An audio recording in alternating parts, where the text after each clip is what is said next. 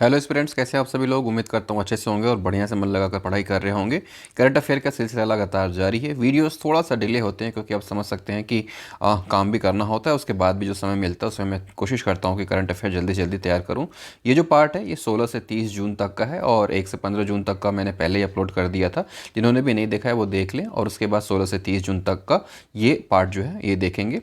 बीच बीच में मैं monthly current affair भी डालता रहता हूँ। तो आप लोग बोलते हैं कि रिपीटेटिव है क्यों डालते हैं, तो मैं इसीलिए डालता हूँ क्योंकि ज़्यादा पार्ट हो जाने से खोजने में दिक्कत होगी। और जब जब भी हर महीने के 2 पार्ट कंप्लीट हो जाते हैं तो मैं उसका एक साथ एक पूरा पार्ट महीने के नाम से डाल देता हूँ ताकि आपको रिवीजन करने में आसानी रहे।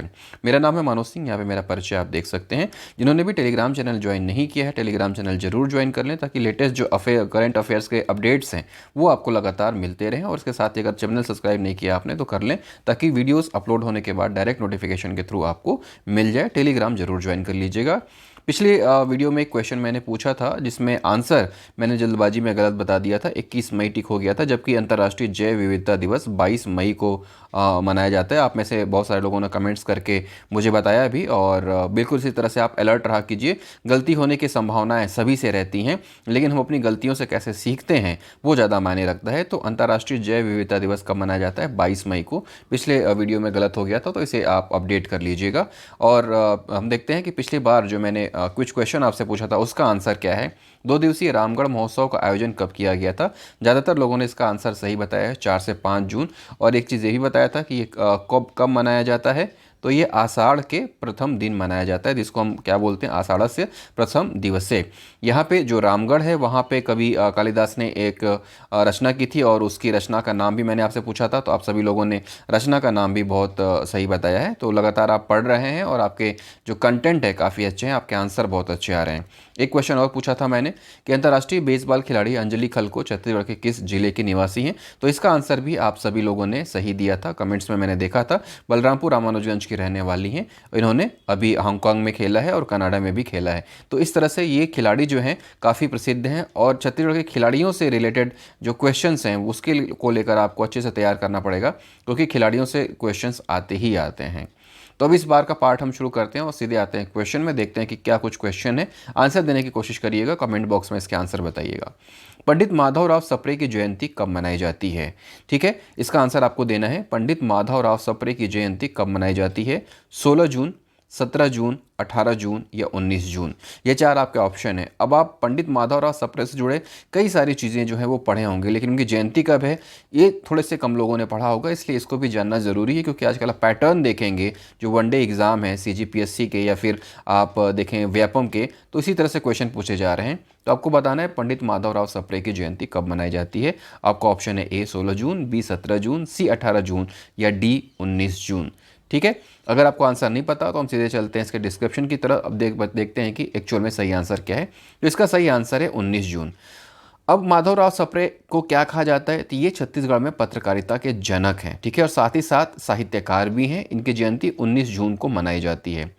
आज जो छत्तीसगढ़ की पत्रकारिता है, जो समृद्ध पत्रकारिता आगे बढ़ रही है, वो सप्रे जी द्वारा ही रखी गई थी। उसी नींव पे आज छत्तीसगढ़ की पत्रकारिता खड़ी है। 1900 में इन्होंने एक अखबार लॉन्च किया था जिसके बारे में आप पढ़ चुके हैं और ये क्वेश्चन कई बार एग्जाम में आ चुका है। उस वक्त जब पर्याप्त सुविधाएं और तकनीक नहीं थी, तब भी इन्होंने वामन राव लाखे और राम राव चिंचोलकर के साथ मिलकर ये अखबार लॉन्च किया था, जिसका नाम क्या था? इसका नाम है छत्तीसगढ़ मित्र। इसके अलावा एक क्वेश्चन बहुत बार एग्जाम में पूछा जा चुका है कि हिंदी की पहली मौलिक कहानी का दर्जा किसे प्राप्त है। ये क्वेश्चन अगर आप पुराने क्वेश्चन पेपर उठा के देखेंगे तो आपके पास ये क्वेश्चन नजर आ जाएगा कि हिंदी की पहली मौलिक कहानी कौन सी है। तो वो है टोकरी भर मिट्टी। और ये किसने लिखा है? ये भी लिखा है माधवराव सप्रे ने। तो इस तरह से इतनी सारी जानकारियां आपको पता होनी चाहिए। और उसके साथ ये भी कि छत्तीसगढ़ मित्र कहाँ से प्रकाशित हुआ था? तो पेंड्रा से प्रकाशित हुआ था। उस वक्त अविभाजित बिलासपुर था, काफ़ी बड़ा था, और वहाँ के पेंड्रा से प्रकाशित हुआ था। और अब तो पेंड्रा एक अलग ही जिला बन चुका है। तो इतनी सारी इन्फॉर्मेशन आप अपने नोटबुक में नोट कर लीजिएगा। इस तरह से माधवराव सप्रे के बारे में अगर मेंस में 2 नंबर या 4 नंबर का क्वेश्चन अलग से लिखने को आ जाए तो इन सारी जानकारी को आप लिखेंगे तो आपका वो क्वेश्चन कंप्लीट हो जाएगा। आगे बढ़ते हैं। मुख्यमंत्री मितान योजना का प्रभाव कहां तक है? प्रभाव कहां तक है मतलब कि ये है कि ये कहां कहां पर लागू है मितान योजना। ठीक है, अभी तक हम ये देखते रहे हैं कि मुख्यमंत्री मितान योजना का टोल फ्री नंबर क्या है, उसके बाद इसके अंतर्गत क्या क्या काम होता है। अब हम ये पूछ रहे हैं आपसे कि इसका प्रभाव कहाँ तक है, कहाँ कहाँ पे ये लागू है। ऑप्शन ए है केवल नगर पालिक निगम में, ऑप्शन बी है केवल नगर पालिकाओं में, ऑप्शन सी है उपरोक्त दोनों में, या ऑप्शन डी है इनमें से कोई नहीं। मुख्यमंत्री मितान योजना कहाँ लागू है, सिर्फ नगर निगम में, सिर्फ नगर पालिका में, उपरोक्त दोनों में, या इनमें से कोई नहीं। सही आंसर आपको बताना है, कमेंट बॉक्स में आप बताइए कि सही आंसर क्या है। और अगर आंसर पता है तो बहुत अच्छी बात है, नहीं पता है तो हम चलते हैं सीधे इसके डिस्क्रिप्शन बॉक्स में और देखते हैं कि आखिरकार सही आंसर क्या है। तो सही आंसर ये है कि अभी तक जो 14 नगर निगम है उसी में ये संचालित की जा रही थी, लेकिन अब मुख्यमंत्री ने घोषणा कर दी है और इसके साथ ही अब 44 नगर पालिकाओं में भी मितान योजना शुरू कर दी गई है। तो दैट मीन्स नगर निगम और नगर पालिका उपरोक्त दोनों में मुख्यमंत्री मितान योजना लागू है। एक बात और जो मैंने पहले आपसे पूछ लिया था, आपने सही आंसर भी दिया था कि इसका टोल फ्री नंबर क्या है, 14545। इस नंबर पे जब आप फ़ोन करेंगे तो मितान आपके घर आएगा और आपसे ज़रूरी डॉक्यूमेंट्स लेकर आपकी जो सेवाएं हैं वो आपको घर बैठे बैठे दे सकता है। इसके बारे में डिटेल में पढ़ लीजिएगा कि कितनी सेवाएं हैं, कौन कौन सी सेवाएं हैं। हो सकता है कि मेंस में ये 2 नंबर या 4 नंबर में आपको लिखने के लिए आ जाए छत्तीसगढ़ की योजनाओं में। तो योजना आपको तैयार करनी है, अच्छी तरीके से करनी है। तो मुख्यमंत्री मितान योजना कहाँ लागू है, नगर पालिका और नगर निगम दोनों में लागू है। आगे क्वेश्चन की तरफ बढ़ते हैं। सिकल सेल का विश्व स्तरीय सेंटर ऑफ एक्सीलेंस किस शहर में बनने जा रहा है। सिकल सेल का विश्व स्तरीय सेंटर ऑफ एक्सीलेंस किस शहर में बनने जा रहा है। आप जानते हैं कि छत्तीसगढ़ में सिकल सेल एनीमिया का काफ़ी ज़्यादा प्रभाव है और इसको लेकर हम लगातार उपाय करते रहते हैं। और ख़ास तौर से जब आप पढ़ेंगे पिछड़ा वर्ग के बारे में तो वहाँ पे आप देखेंगे कि ओबीसी वर्ग, उसमें भी जो साहू समाज है उसमें ख़ास तौर से ये सिकल सेल एनीमिया का प्रभाव पाया जाता है, जो कि काफ़ी दुखदाई है और इसकी वजह से ग्रोथ रुक जाती है और दिक्कतें होती हैं। तो इस पे काबू पाने के लिए छत्तीसगढ़ में एक विश्व स्तरीय सेंटर ऑफ एक्सीलेंस खोले जाने की पहल की गई है और इसके लिए मुख्यमंत्री ने भूमि पूजन भी कर दिया है। आपको बताना है कि ये किस शहर में बनेगा। आपका ऑप्शन है A Bilaspur, B Bhilai, C Raipur या D Durg. Option A Bilaspur, option B Bhilai, option C Raipur या ऑप्शन डी दुर्ग। ये विश्व स्तरीय सेंटर ऑफ एक्सीलेंस कहाँ बनेगा, बिलासपुर, भिलाई, रायपुर या दुर्ग। आपको पता है तो आंसर दीजिए कमेंट बॉक्स में लिख के, नहीं तो हम चलते हैं इसके सीधे डिस्क्रिप्शन में और पता चाहते हैं कि आखिरकार ये कहाँ पे बनने वाला है और क्या क्या इसकी खासियत रहेगी। तो यहाँ पे इसका आंसर है, आप देख लीजिए, राजधानी रायपुर में विश्व स्तरीय जो ये सेंटर ऑफ एक्सेलेंस है वो बनने जा रहा है। और कहाँ पर बनेगा, जेल रोड के पास, देवेंद्र नगर चौक के पास ये यहाँ पर बनेगा। इसकी लागत तकरीबन 48 करोड़ की आएगी और इसका मुख्यमंत्री ने भूमि पूजन कर दिया है। ये तकरीबन 3 एकड़ के आसपास की भूमि में इसका निर्माण किया जाएगा। इससे बनने से यहाँ पे विश्व स्तरीय सुविधाएं होंगी, सिकल सेल के मरीजों को बहुत ज़्यादा लाभ मिलेगा और आसपास के जो स्टेट्स हैं वो भी यहाँ आके अपना इलाज करा पाएंगे। आप यहाँ पे देखिए, छत्तीसगढ़ से तकरीबन 10% लोग सिकल सेल से ग्रसित हैं। ठीक है, ऐसी बीमारी है जिसकी छत्तीसगढ़ की 10% आबादी इससे ग्रसित है। तो काफ़ी गंभीर बीमारी है और इसको लेकर सरकार काफ़ी प्रतिबद्ध है, इस बीमारी को ख़त्म करना है और इसके लिए ही ये सेंटर ऑफ एक्सीलेंस शुरू किया जा रहा है, जो रायपुर में बनेगा तकरीबन 3 एकड़ भूमि में और इसकी लागत होगी 48 करोड़। राजधानी रायपुर में सेंटर ऑफ एक्सीलेंस। अगले क्वेश्चन की तरफ बढ़ते हैं। बालवाड़ी योजना के दूसरे चरण में कितने बालवाड़ियों का शुभारंभ किया गया है। बालवाड़ी क्या है, इसको लेकर मैंने एक डिटेल में वीडियो बनाया है। अगर आप नहीं जानते हैं बालवाड़ी क्या है तो आप वीडियो के डिस्क्रिप्शन में जाइएगा और बालवाड़ी योजना पे जो वीडियो बना है उसको ज़रूर देखिएगा, ताकि बालवाड़ी को लेकर आपका कॉन्सेप्ट क्लियर हो जाए और एग्जाम में अगर इससे रिलेटेड क्वेश्चन आए तो आप लिख सकें। ये क्वेश्चन 8 नंबर तक के मेंस में आने की संभावना रखता है। चलते हैं अपने क्वेश्चन की तरफ। बालवाड़ी योजना के दूसरे चरण में कितने बालवाड़ियों का शुभारंभ किया गया है। Option E 4318, option B 5173, option C 4173, option D 5318। आपको बताना है कि दूसरे चरण में, ध्यान दीजिएगा क्वेश्चन में साफ तौर पे पूछा है दूसरे चरण में कितने बालवाड़ियों का शुभारंभ किया गया। हाल ही में इसका शुभारंभ किया गया है, इसलिए क्वेश्चन काफ़ी इंपॉर्टेंट है। इसके अलावा आपको ये भी जानना है कि फर्स्ट फेज़ में कितने बालवाड़ियों का शुभारंभ किया गया था और अब कुल कितनी बालवाड़ियाँ हो गई हैं। तो ऑप्शन आप बताइए कमेंट बॉक्स में। अगर आपको नहीं पता तो चलते हैं डिस्क्रिप्शन बॉक्स में और वहाँ पे देखते हैं कि सही आंसर क्या है। सही आंसर यहाँ पे आपके सामने है कि दूसरे चरण में 4318 4318 बालवाड़ी खुले हैं और फर्स्ट फेज़ में कितने थे 5173 5173 और इन दोनों को मिला के अब कुल कितने बालवाड़ी हो गए हैं 9491 बालवाड़ी प्रदेश में हो गए हैं। तो यहाँ पे दूसरे चरण में 4318 और पहले चरण में 5173, ये इंपॉर्टेंट है। बालवाड़ी योजना क्या है ये आप वीडियो स्क्रॉल करके देख लीजिएगा, वीडियो लिस्ट में पुराना वीडियो डाला होगा बालवाड़ी योजना, इसे आप ज़रूर से पढ़ लीजिएगा क्योंकि ये काफ़ी इंपॉर्टेंट है मेंस के लिए और वनडे के लिए इसके आंकड़े इंपॉर्टेंट हैं। चलिए आगे बढ़ते हैं। छत्तीसगढ़ राज्य के स्वास्थ्य विभाग ने किस संस्थान के साथ मिलकर 23 शहरी पीएचसी को मॉडल हमर अस्पताल के रूप में तैयार किया गया है? ठीक है, छत्तीसगढ़ का स्वास्थ्य विभाग है, ये एक संस्थान के साथ मिला और इस संस्थान के साथ मिलकर इसने क्या किया, जो 23 शहरों के पीएचसीज हैं उनको मॉडल हमारे अस्पताल के रूप में तैयार कर दिया। ठीक है, शहरों के जो छोटे अस्पताल होते हैं जिला अस्पताल से अलग, उनको पीएचसी कहते हैं, पब्लिक हेल्थ सेंटर। तो जो 23 पब्लिक हेल्थ सेंटर हैं उनको इस संस्थान के साथ मिलकर स्वास्थ्य विभाग ने मॉडल हमारे अस्पताल के रूप में तैयार किया है। आपको बताना है कि वो कौन सा संस्थान है जिसके साथ मिलकर ये किया गया है। ऑप्शन ए है रिलायंस ट्रस्ट, ऑप्शन बी है टाटा ट्रस्ट, ऑप्शन सी है राजस्थान ट्रस्ट और ऑप्शन डी है अदानी ट्रस्ट। किस संस्थान के साथ मिलकर स्वास्थ्य विभाग ने शहर के 23 पीएचसी को मॉडल हमारे अस्पताल के रूप में तैयार किया है? रिलायंस, टाटा, राजस्थान या फिर अदानी? सही आंसर आप कमेंट बॉक्स में बताइए और हम चलते हैं सीधे डिस्क्रिप्शन की तरफ ताकि आपको आंसर पता चल सके। और वो संस्था है टाटा ट्रस्ट। टाटा ट्रस्ट के साथ मिलकर स्वास्थ्य विभाग ने जो 23 शहरी पीएचसीज हैं उनको मॉडल हमारे अस्पताल के रूप में डेवलप किया है। और टाटा ट्रस्ट की भी सहयोगी संस्था CILI यानी कि collective for integrated livelihood initiatives ने मिलकर यह काम किया है। ये 23 शहरी प्राथमिक स्वास्थ्य केंद्र हैं, इनको मॉडल हमारे अस्पताल के रूप में विकसित किया गया है।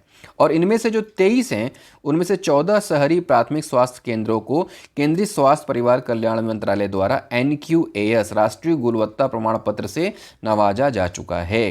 तो देखिए कितना प्रभाव पड़ता है कि जब हम किसी संस्थान के साथ मिलकर किसी एक सरकारी संस्था को डेवलप करते हैं, उसकी सुविधाओं को बढ़ाते हैं, तो नेशनल स्तर पे भी उसको सराहा जाता है और नेशनल स्तर पर भी उसको अवार्ड मिलते हैं। तो टोटल कितने थे 23 जिनको टाटा ट्रस्ट के साथ मिलकर स्वास्थ्य विभाग ने डेवलप किया और उनमें से 14 ने अवार्ड जीता NQAS। ठीक, तो आप ये याद रखिएगा कि कुल 23 शहरी प्राथमिक स्वास्थ्य केंद्र PHC, ठीक है, और उसके बाद इनका किसके साथ मिलकर, टाटा ट्रस्ट के साथ मिलकर डेवलप किया गया। किस नाम से? मॉडल हमार अस्पताल के रूप में। तो मेंस में भी एक क्वेश्चन आ सकता है कि मॉडल हमार अस्पताल क्या है।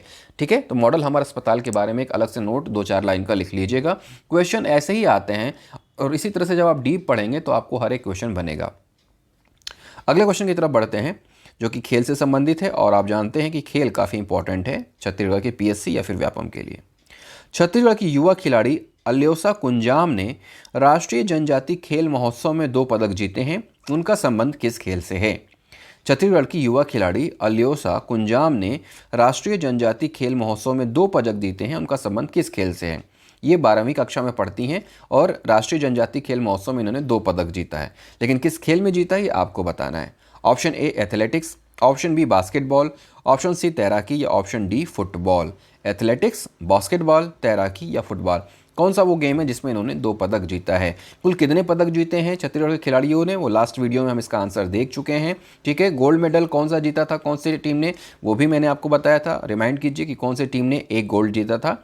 और इसके अलावा अब ये बताना है कि अल्योसा कुंजाम जो खिलाड़ी हैं उन्होंने किस गेम में 2 पदक जीते हैं? एथलेटिक्स, बास्केटबॉल, तैराकी या फुटबॉल। आंसर देखने के लिए सीधे चलते हैं डिस्कशन बॉक्स में। जिनको भी आंसर पता है वो कमेंट बॉक्स में लिख दें। यहाँ पे आपका आंसर है जो अल्योसा कुंजाम है वो तैराकी में 2 मेडल इन्होंने लाया है और ये तैराकी की खिलाड़ी हैं। तो ये उभरती युवा तैराक हैं अल्योसा कुंजाम और उड़ीसा की राजधानी भुवनेश्वर में, ठीक है, ये जो अंतर्राष्ट्रीय राष्ट्रीय जनजातीय खेल प्रतियोगिता हुई थी वो कहाँ पे हुई थी? ये भुवनेश्वर में हुई थी। भुवनेश्वर कहाँ है? उड़ीसा में है। ठीक, पहली बार राष्ट्रीय जनजाति खेल महोत्सव आयोजित किया गया था और इसमें तैराकी में अल्योसा कुंजाम ने 2 पदक जीते हैं।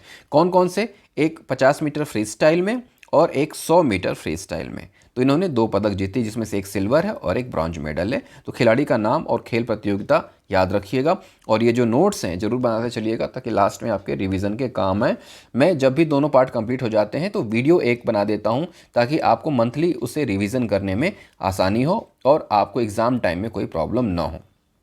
अब आते हैं हम अपने क्विज की तरफ। क्विज सेक्शन का पहला क्वेश्चन, राष्ट्रीय जनजाति खेल महोत्सव का आयोजन भुवनेश्वर में कब से कब तक किया गया? भुवनेश्वर कहाँ है? उड़ीसा में। ठीक है, उड़ीसा की राजधानी। यहाँ पे जनजाति खेल महोत्सव हुए थे, पहला ही जनजाति खेल महोत्सव था। छत्तीसगढ़ ने काफ़ी अच्छा प्रदर्शन किया। इसी के खिलाड़ी अल्योशा कुंजाम के बारे में हम अभी पढ़ रहे थे। अब आपको ये बताना है कि इसका आयोजन कब से कब तक किया गया। इसका आंसर आप कमेंट बॉक्स में दीजिएगा। इसका सही आंसर मैं अगले वीडियो में बताऊंगा। ऑप्शन ए 9 से 12 जून, ऑप्शन बी 7 से 12 जून, ऑप्शन सी 8 से 11 जून और ऑप्शन डी 8 से 12 जून। इसमें से एक ऑप्शन कोई सा सही है वो आपको बताना है। दूसरे क्वेश्चन की तरफ बढ़ते हैं। इसका आंसर भी आपको बताना है। राज्य औद्योगिक विकास निगम CSIDC के अध्यक्ष के रूप में किसकी नियुक्ति की गई है? राज्य औद्योगिक विकास निगम CSIDC के अध्यक्ष के रूप में किसकी नियुक्ति की गई है? Option A Bhanu Pratap Singh, option B Arvind Netam, option C Mohan Markam या ऑप्शन डी नंद कुमार साय। ये 4 ऑप्शन है, इनमें से एक ऑप्शन कोई सही है। आपको बताना है कि कौन से वो व्यक्ति हैं जो CSIDC के अध्यक्ष के रूप में नियुक्त किए गए हैं। और CSIDC का जो अध्यक्ष होता है उसको कैबिनेट मंत्री का दर्जा दिया जाता है। ठीक है, यानी कि इनको भी वही सुविधाएं मिलेंगी जो एक मंत्री को सुविधाएं मिलती हैं। इनमें से एक वो व्यक्ति हैं जो CSIDC के अध्यक्ष हैं, राज्य औद्योगिक विकास निगम के अध्यक्ष हैं। आपको बताना है वो कौन है। सही आंसर मैं अगले वीडियो में बताऊंगा। तब तक आप कमेंट बॉक्स में इसका आंसर मुझे जरूर बताइएगा। एक बार फिर से जिन्होंने भी टेलीग्राम चैनल ज्वाइन नहीं किया है, टेलीग्राम चैनल ज्वाइन कर लें, क्योंकि लेटेस्ट अपडेट जो कुछ भी आता है, नई वैकेंसी की जानकारी या फिर क्वेश्चन, मैं यहाँ पे लगातार अपडेट करता रहता हूँ। 10,800 से ज़्यादा एस्पिरेंट यहाँ पे मेरे साथ जुड़े हुए हैं। वीडियो जरूर देखिए और इसके अलावा सब्सक्राइब कर लीजिए चैनल को, ताकि जब भी कोई अपडेट हो वो आपको तुरंत मिल जाए। फिर मिलेंगे अगले वीडियो में, तब तक लगातार पढ़ते रहिए, आगे बढ़ते रहिए। जय हिंद।